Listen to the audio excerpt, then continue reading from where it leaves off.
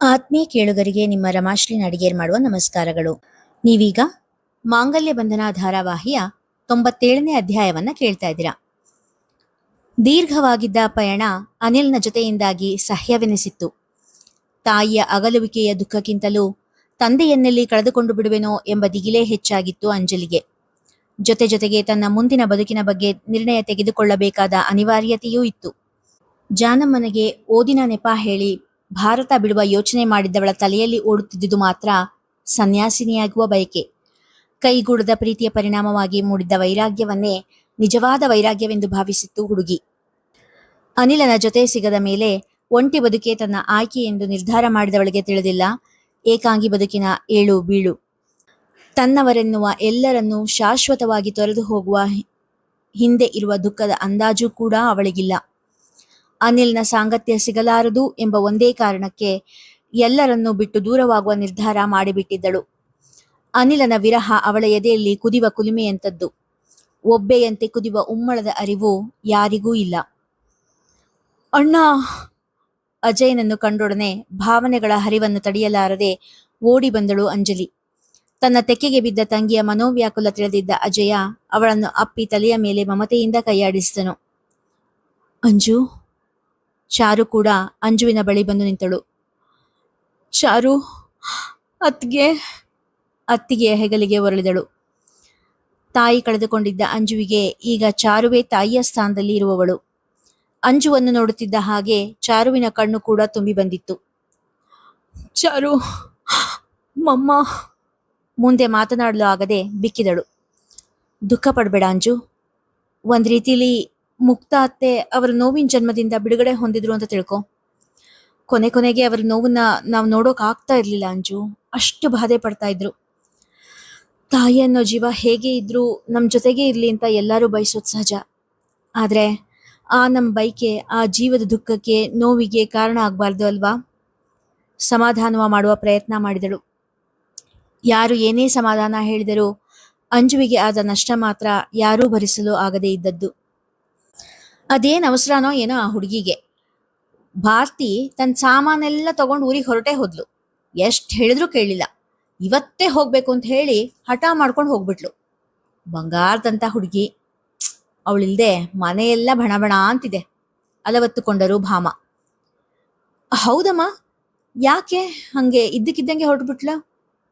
ಏನೋಪ್ಪ, ನೀನ್ ಹೇಳ್ದ ಹಾಗೆ ಅವಳಿಲ್ದೆ ಮನೆ ಖಾಲಿ ಅನ್ನಿಸ್ತಾ ಇದೆ. ಭೂಮಿಗೂ ಕೂಡ ನೆಚ್ಚಿನ ಗೆಳತಿ ಊರಿಗೆ ಹೋಗಿದ್ದು ಬೇಸರ. ಭಾರತಿಗೆ ಆ ಮನೆಯ ಸೊಸೆಯಾಗುವ ಉದ್ದೇಶ ಇಲ್ಲದೇ ಹೋದರೂ ಬಂದ ದಿನದಿಂದಲೇ ಭಾಮ ಹಾಗೂ ಭೂಮಿ ಇಬ್ಬರಿಗೂ ಅಚ್ಚುಮೆಚ್ಚಾಗುವಂತೆ ನಡೆದುಕೊಂಡಿದ್ದಳು. ಅವಳ ನಡುವಳಿಕೆಯಲ್ಲಿ ಕೃತ್ರಿಮವಂತೂ ಇರಲಿಲ್ಲ. ಸಹಜವಾಗಿಯೇ ಸದ್ಗುಣಿಯಾಗಿದ್ದ ಹುಡುಗಿ ಮನೆಯೊಡತಿಯ ಮನ ಕದ್ದಿದ್ದಳು. ಅಯ್ಯ, ಅದೇನ್ ಮಾರಾಯ್ತಿ, ಬೆಳಿಗ್ಗೆಯಿಂದ ಆ ಹುಡುಗಿ ಜಪ ಮಾಡ್ತಾನೇ ಇದೆಯಾ? ಅವಳೇನ್ ಮೊದ್ಲಿಂದ ಇಲ್ಲೇ ಇದ್ಲೆ? ಏನೋ ಕೆಲ್ಸದ ಮೇಲೆ ಬಂದಿದ್ಲು, ಮತ್ ಊರಿಗೆ ಹೋದ್ಲು, ಅಷ್ಟೇ ತಾನೇ? ಜಗನ್ನಾಥ ಅವರಿಗೆ ಅದೇಕೋ ಆ ಹುಡುಗಿ ಊರಿಗೆ ಹೋಗಿದ್ದೇ ಒಳ್ಳೆಯದು ಎನಿಸಿದೆ. ಅಯ್ಯೋ ದೇವ್ರೆ, ಒಳ್ಳೆ ಹುಡುಗಿ ಅಂತ ಹೇಳ್ತಾ ಇದ್ದೆ ಅಷ್ಟೆ. ಏನೋ ಆ ದೇವ್ರು ಕಣ್ಬಿಟ್ಟು ನೋಡಿದ್ರೆ ಆ ಹುಡುಗಿ ಶಾಶ್ವತವಾಗಿ ಇಲ್ಲೇ ಇರೋ ಹಾಗಾಗುತ್ತೆ. ಹಾಗಾಗಲಿ ಅಂತ ನಾನು ಆ ಶ್ರೀರಾಮಂಗೆ ತುಪ್ಪದ ದೀಪ ಹಚ್ಚಿ ಬೇಡ್ಕೊಳ್ತಾ ಇದ್ದೀನಿ. ಜಗನ್ನಾಥ ಅವರಿಗೆ ಹೆಂಡತಿಯ ಮಾತು ರುಚಿಸಲಿಲ್ಲ. ನೀನು ಬರೀ ಸ್ವಾರ್ಥಿಯಾಗಿ ದೇವರನ್ನ ಬೇಡ್ಕೊಳ್ತಿ. ಸ್ವಲ್ಪ ಮಕ್ಕಳ ಜೀವನದ ಒಳತು ಕೆಡಕು ಬಗ್ಗೆನೂ ಯೋಚನೆ ಮಾಡೋದನ್ನ ಕಲಿ. ಸಿಟ್ಟಿನಿಂದ ರೇಗಿ ಆ ಜಾಗ ಬಿಟ್ಟು ಹೊರಟು ಹೋದರು. ಅಯ್ಯ ದೇವ್ರೇ, ನಾನು ಏನ್ ತಪ್ಪು ಮಾಡಿದೆ ಅಂತ ಇಷ್ಟೇಗ್ತಾ ಇದ್ದೀರಾ ಎಂದವರು ಅಲ್ಲೇ ಇದ್ದ ಜಾನಕಿಯವರ ಕಡೆ ನೋಡಿ, ಏನ್ ಜಾನು, ನಾನೇನಾದ್ರೂ ತಪ್ಪು ಮಾತಾಡದ್ನಾ ಎಂದು ಕೇಳಿದರು. ಯಾರ್ಯಾರ ಋಣ ಎಷ್ಟೆಷ್ಟಿರುತ್ತೋ ಅಷ್ಟೇ ಲಭ್ಯ ಅಲ್ವಾ ಅತ್ಗೆ? ಆ ಹುಡುಗಿಗೆ ಈ ಮನೆ ಅನ್ನದ ಋಣ ಇದ್ರೆ ಆ ಋಣದ ಭಾರ ಅವಳನ್ನ ಇಲ್ಲಿಗೆ ಎಳ್ಕೊಂಡು ಬರುತ್ತೆ ಬಿಡು. ಇಲ್ಲ ಅಂತಾದ್ರೆ ನಾವೇನೇ ಪ್ರಯತ್ನ ಪಟ್ರು ಅದು ಹೊಳೆಯಲ್ಲಿ ಹುಣ್ಸಣ್ ಕಿವಿಚಿದ ಹಾಗೇನೆ. ಅಷ್ಟಿಲ್ದೆ ದಾಸರು ಹೇಳಿದಾರಾ, ಹರಿಚಿತ್ತ ಸತ್ಯ, ನರಚಿತ್ತಕ್ಕೆ ಬಂದದ್ದು ಲವಲೇಶವೂ ನಡೆಯದು ಅಂತ ಎಂದರು. ಏನೋ ಜಾನು, ನಾನು ತೀರಾ ಸಾಮಾನ್ಯವಾದ ಗೃಹಿಣಿ. ನನಗೆ ನಿನ್ನಷ್ಟು ತಿಳುವಳಿಕೆ ಇಲ್ಲ. ನನ್ನ ಯೋಚನೆ ಏನಿದ್ರು ನನ್ನ ಕುಟುಂಬ, ಅವ್ರ ಸುಖ ನೆಮ್ಮದಿ ಅಷ್ಟೆ. ಭಾರತಿ ಈ ಕುಟುಂಬಕ್ಕೆ ತಕ್ಕ ಹೆಣ್ಣು ಅನ್ನಿಸ್ತು. ಏನೋ ಆಸ್ತೆ ಪಟ್ಟೆ. ನೀನು ಹೇಳ್ದ ಹಾಗೆ ಋಣಾನುಬಂಧ ಇಲ್ಲ ಅಂದರೆ ಏನು ಮಾಡೋದಕ್ಕಾಗುತ್ತೆ ಎಂದವರ ಮಾತಿನಲ್ಲಿ ಜಾನಕಿಯ ಬಗ್ಗೆ ಅಸಮಾಧಾನದ ಕುರುಹು ಇರಲಿಲ್ಲ. ಆದರೆ ಭಾರತಿ ಅನಿಲನ ಕೈ ತಪ್ಪಿ ಹೋಗಬಾರದು ಎಂಬ ಆಸೆ ಇನ್ನೂ ಅವರಲ್ಲಿ ಜೀವಂತ. ಜಾನಕಮ್ಮ, ನೀನು ನನಗೆ ಮಗಳು ಸಮಾನ ಕಣಮ್ಮ. ನಿನ್ನೆ ಯಾಕಮ್ಮ ಹಾಗೆ ಜಪ ಕೂತೆ? ಗೊತ್ತಿದ್ದು ಮೃತ್ಯು ಜೊತೆ ಸರಸ ಒಳ್ಳೇದಲ್ಲ ತಾಯಿ. ಏನೋ ನರಸಿಂಹದೇವರ ಕೃಪೆ, ತೀರ್ಥದ ಮಹಿಮೆ, ಉಳ್ಕೊಂಡ್ಬಿಟ್ಟೆ. ಇನ್ನೊಂದು ಸರ್ತಿ ನೀನು ಈ ಸಾಹಸ ಮಾಡೋದಾದರೆ ಭೂಮಿಗೆ ನಾನು ಎಲ್ಲ ಹೇಳಬೇಕಾಗುತ್ತೆ ಅಷ್ಟೇ ಎಂದ ಅರ್ಚಕರ ಮಾತಲ್ಲಿ ಜಾನಕಿಯ ಬಗ್ಗೆ ಅಪಾರವಾದ ಮಮತೆ. ಇಲ್ಲ ಅರ್ಚಕರೇ, ನಿನ್ನೆ ಕಂಟಕ ಕಳೆದಿದೆ. ಸದ್ಯಕ್ಕೆ ಅಪಮೃತ್ಯುವಿನ ಭಯ ಇಲ್ಲ. ಆ ದೇವರ ದಯ ಇರೋದ್ರಿಂದ ಎಲ್ಲ ಸರಿಯಾಗಿದೆ. ಮೃತ್ಯುಂಜಯ ಹೋಮದ ಜೊತೆಗೆ ಧನ್ವಂತರಿ ಯಾಗ ಕೂಡ ನಡೆದು ಬಿಡ್ಲಿ ಆಚಾರ್ಯರೇ. ನನ್ನ ಉದ್ದೇಶ ಆ ವಯಸ್ಸಾಗಿರೋ ಜೀವಿಗಳು ಕೊರಗಬಾರ್ದು ಅನ್ನೋದಷ್ಟೇ. ಅವ್ರಿಗೆ ನೆಮ್ಮದಿ ಸಿಗಬೇಕು ಎಂದರು ಜಾನಕಿ. ಸರಿನಮ್ಮ, ಆದರೆ ನಿನ್ನ ಆರೋಗ್ಯದ ಗತಿ ಏನು ತಾಯಿ? ಆ ಶ್ರೀರಾಮ ಇದಾನಲ್ಲ, ಅವನು ನನ್ನನ್ನು ಕಾಪಾಡ್ತಾನೆ. ಸದ್ಯಕ್ಕೆ ಮತ್ತೇನು ಭಯ ಇಲ್ಲ. ದನಿಯಲ್ಲಿ ವಿಶ್ವಾಸವಿತ್ತು. ಅದೇನು ಪವಾಡನೋ ಏನೋ, ನಿನ್ನೆವರೆಗೂ ಅವ್ರು ಬದುಕೋದೇ ಕಷ್ಟ ಅನಿಸಿತ್ತು. ಈಗ ಬದುಕೋ ಭರವಸೆ ಮೂಡಿದೆ. ಆರೋಗ್ಯದಲ್ಲಿ ಸ್ವಲ್ಪ ಮಟ್ಟಿನ ಸ್ಥಿರತೆ ಇದೆ. ಹೆಚ್ಚು ತ್ರಾಸು ಕೊಡದೆ ಒಬ್ಬೊಬ್ಬರೇ ಹೋಗಿ ಕೋದಂಡ ಅವರನ್ನು ಮಾತಾಡಿಸ್ಬನ್ನಿ ಎಂದರು ವೈದ್ಯರು. ಮಕ್ಕಳು ನೆಮ್ಮದಿಯ ಉಸಿರು ಹೊರಚೆಲ್ಲಿದರು. 3 ಜನ ಮಕ್ಕಳ ಜೊತೆ ಸೊಸೆಯನ್ನು ಕೂಡ ನೋಡಿ ತುಸಿ ನೆಮ್ಮದಿ ಪಡೆದಿತ್ತು ಕೋದಂಡನ ಜೀವ. ಜೀವನದ ನಶ್ವರತೆ ಬಗ್ಗೆ ಅರಿತ ಕೋದಂಡನಿಗೆ ಈಗ ತನ್ನ ಒಂದೊಂದೇ ಜವಾಬ್ದಾರಿಗಳನ್ನು ಕಳೆದುಕೊಳ್ಳುವ ಆಸೆ. 1-2 ದಿನಗಳ ವಿಶ್ರಾಂತಿಯಲ್ಲೇ ಎದ್ದು ಕುಳಿತುಕೊಳ್ಳುವ ಹಾಗಾದ ಕೋದಂಡ.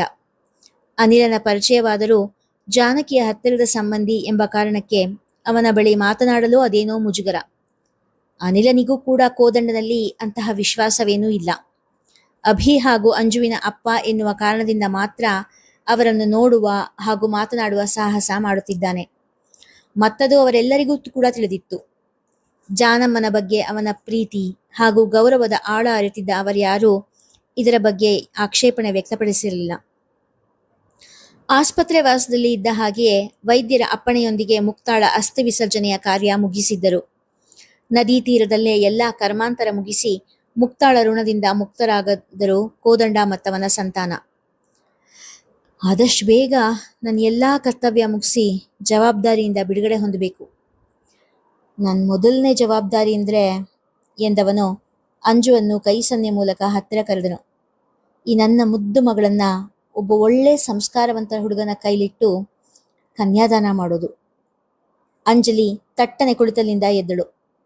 ಅಪ್ಪ, ಪ್ಲೀಸ್, ನಂಗೆ ಮದುವೆ ಬಗ್ಗೆ ಆಸಕ್ತಿ ಇಲ್ಲ. ಈ ಆಸೆನ ನೀವು ಮರ್ತುಬಿಡಿ ಎಂದಳು ಶುಷ್ಕದನಿಯಲ್ಲಿ. ಅದು ಹಾಗಲ್ಲ ಮಗಳೇ ಎನ್ನುತ್ತಿದ್ದಂತೆ ಆಸ್ಪತ್ರೆಯ ವಾರ್ಡಿನಿಂದ ಹೊರಗೆ ಬಂದಿದ್ದಳು ಅಂಜಲಿ. ಅನಿಲ ವಾರ್ಡ್ ಹೊರಗೆ ಇದ್ದಿದ್ದರಿಂದ ಅವನಿಗೆ ಈ ಮಾತುಕತೆ ಬಗ್ಗೆ ತಿಳಿದಿರಲಿಲ್ಲ. ಕಣ್ಣು ತುಂಬಿಕೊಂಡು ಬಂದು ನಿಂತ ಅಂಜಲಿಯ ಬಳಿ ಬಂದು, ಅಂಜು, ಯಾಕಿಲ್ಲೊಬ್ಬಳೆ ನಿಂತಿದೀಯಾ? ಕಾಳಜಿಯಿಂದ ವಿಚಾರಿಸಿದ. ಅಂಜಲಿಗೆ ಅವನ ಮುಂದೆ ತನ್ನ ದುಃಖ ತೋರಿಸಿಕೊಳ್ಳುವ ಇಚ್ಛೆ ಇಲ್ಲದೆ, ನೀವಿನ್ನೂ ಎಷ್ಟು ದಿನ ಇಲ್ಲೇ ಇರ್ತೀರಾ? ನನ್ನ ಜೊತೆ ನನ್ನ ಫ್ಯಾಮಿಲಿ ಇದೆ, ನೀವಿನ್ನೂರಿಗೆ ಹೊರಡಿ ಎಂದಳು ನಿಷ್ಠುರವಾಗಿ. ಅನಿಲ್ನಿಗೆ ಅವಳ ಮಾತು ಕೆನ್ನೆಗೆ ಹೊಡೆದಂತೆ ಅನಿಸಿತು. ಹಾಂ ಸರಿ, ಇನ್ನು ನಿಮಗೆ ನನ್ನ ಅವಶ್ಯಕತೆ ಇಲ್ಲ ಅಲ್ವಾ? ನಾನಿವತ್ತೇ ಊರಿಗೆ ಹೊರಡ್ತೀನಿ ಎಂದ ಅವಳಷ್ಟೇ ನಿಷ್ಠುರವಾಗಿ. ಅಷ್ಟರಲ್ಲೇ ಅಭಿ ಅಂಜಲಿಯನ್ನು ಹುಡುಕುತ್ತಾ ಹೊರಗೆ ಬಂದಿದ್ದ. ಅಂಜು, ನೀನು ಮಾಡಿದ ಸರಿನಾ? ಅಪ್ಪ ಈಗ ತಾನೇ ಸುಧಾರಿಸ್ಕೊಳ್ತಾ ಇದ್ದಾರೆ. ಅವ್ರ ಮುಂದೆ ಹೀಗೆ ಹೊರಟಾಗಿ ಮಾತಾಡಿದ ಸರಿನಾ? ಅನಿಲ ಅಲ್ಲಿ ನಿಂತಿರುವುದನ್ನು ಗಮನಿಸದೆ ಹೇಳಿದ ಅಭಿ. ಅನಿಲ ಅಚ್ಚರಿಯಿಂದ ಅಂಜುವಿನ ಕಡೆ ನೋಡಿದ. ಅವಳು ತುಂಬಿ ಬಂದ ಕಣ್ಣೀರನ್ನು ಒರೆಸಿಕೊಳ್ಳುತ್ತಾ, ಪ್ಲೀಸ್ ಅಭಿ, ನನಗೆ ಆ ವಿಷಯ ಮಾತಾಡೋಕೆ ಇಷ್ಟ ಇಲ್ಲ ಎಂದು ಹೇಳಿ ಅಲ್ಲಿಂದ ಹೊರಗೆ ಹೋದಳು. ಅಷ್ಟರಲ್ಲೇ ಅಭಿಯ ಗಮನ ಅನಿಲ್ನ ಕಡೆ ಸಾಗಿತ್ತು. ಏನಾಯ್ತು ಎಂಬಂತೆ ಅನಿಲ ಅಭಿಯ ಕಡೆ ನೋಡಿದ. ಏನಿಲ್ಲ, ಅಪ್ಪ ಅಂಜುಗೆ ಒಂದೊಳ್ಳೆ ಸಂಬಂಧ ನೋಡಿದ್ದಾರೆ. ಅದೇ ವಿಷಯ ಮಾತಾಡಬೇಕು ಅಂತಿದ್ರು. ಇವಳು ಅವ್ರ ಮಾತು ಪೂರ್ತಿಯಾಗಿ ಕೂಡ ಕೇಳಿಸ್ಕೊಳ್ದೆ ಅಲ್ಲಿಂದ ಹೊರಗೆ ಬಂದ್ಬಿಟ್ಲು ಎಂದು ನೆಟ್ಟಿಸರು ಬಿಟ್ಟು, ಇನ್ನೂ ಆ ಯೋಗ್ಯ ನೆನಪಲ್ಲೇ ಇದ್ದಾಳೆ ಅಂತ ಅನಿಸುತ್ತೆ. ಹೇಗಾದರೂ ಮಾಡಿ ಅಂಜಲಿನ ಈ ಮದುವೆಗೆ ಒಪ್ಪಿಸ್ಬೇಕು. ಒಪ್ಪಿಸ್ತೀನಿ ಎಂದ ಅಭಿ. ಅಂಜಲಿಗೆ ಮದುವೆ? ಇದನ್ನು ಕೇಳಿದ ಅನಿಲದ ಮನದಲ್ಲಿ ಬಿರುಗಾಳಿ ಎದ್ದ ಅನುಭವ. ಹೃದಯ ಹಿಂಡಿದಂಥ ನೋವು. ತಲೆಯಲ್ಲಿ 100 ಸೂಜಿ ಒಮ್ಮೆಗೆ ಚುಚ್ಚಿದ ಹಾಗೆ. ಕಾಲುಗಳು ಅವನ ಅಪ್ಪಣೆ ಬಿಡದೆ ಅಲ್ಲಿಂದ ಹೊರಗೆ ದಾಟಿದ್ದವು. ಅನಿಲನ ಮನದಲ್ಲಿ ಎದ್ದ ಬಿರುಗಾಳಿಯ ಅರ್ಥ ಅವನಿಗಾಗುವುದೇ? ನೋಡೋಣ ಮುಂದಿನ ಸಂಚಿಕೆಯಲ್ಲಿ. ಕಥೆ ಇಷ್ಟವಾಗಿದ್ದರೆ ಹೆಚ್ಚು ಜನರಿಗೆ ಶೇರ್ ಮಾಡಿ, ಕಥೆಯನ್ನು ಲೈಕ್ ಮಾಡಿ, ಹಾಗೆ ಕಾಮೆಂಟ್ ಸೆಕ್ಷನಲ್ಲಿ ನಿಮ್ಮ ಅಭಿಪ್ರಾಯ ತಿಳಿಸಿ ಪ್ರೋತ್ಸಾಹಿಸಿ. ನೀವೇನಾದರೂ ನಮ್ಮ ಚಾನಲ್ಗೆ ಮೊದಲನೇ ಬಾರಿ ಭೇಟಿ ಕೊಟ್ಟವರಾಗಿದ್ದರೆ ದಯವಿಟ್ಟು ನಮ್ಮ ಚಾನಲ್ನ ಸಬ್ಸ್ಕ್ರೈಬ್ ಮಾಡ್ಕೊಳ್ಳಿ. ಧನ್ಯವಾದಗಳು.